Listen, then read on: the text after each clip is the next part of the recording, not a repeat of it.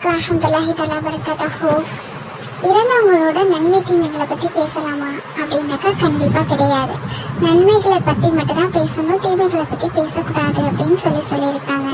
ஒரு தடவை நபி ஸல்லல்லாஹு அவங்களுடைய தோழர்கள் எல்லாரும் சேர்ந்து ஒன்று அமர்ந்திருக்கக்குள்ள அந்த வழியாட்டி ஒரு ஜனாசா கடந்து போகுது. அப்ப சஹாபாக்கள்லாம் வந்து பேசிக்கிறாங்க, இவங்க ரொம்ப ரொம்ப நல்ல மனுஷன், அப்படி செய்வாங்க எப்படி செய்வாங்கன்னு சொல்லக்குள்ள நபி ஸல்லல்லாஹு சொல்றாங்க உறுதியாயிடுச்சு அப்படிங்கிறாங்க.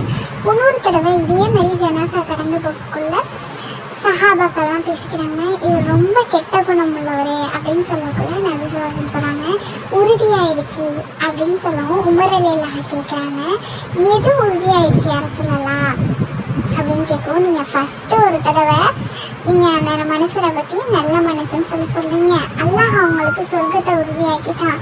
ரெண்டாவது தடவை நீங்க இவங்களை பத்தி தீய குணங்களை பத்தி பேசுனீங்க, அல்லாஹ் அவங்களுக்கு நரகத்தை உறுதியாக்கிட்டான்.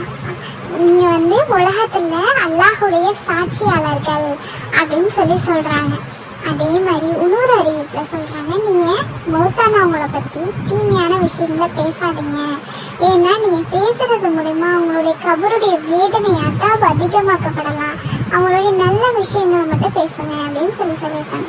அஸ்ஸலாமு அலைக்கும் வரஹ்மத்துல்லாஹி தஆலா வபரகாத்துஹு.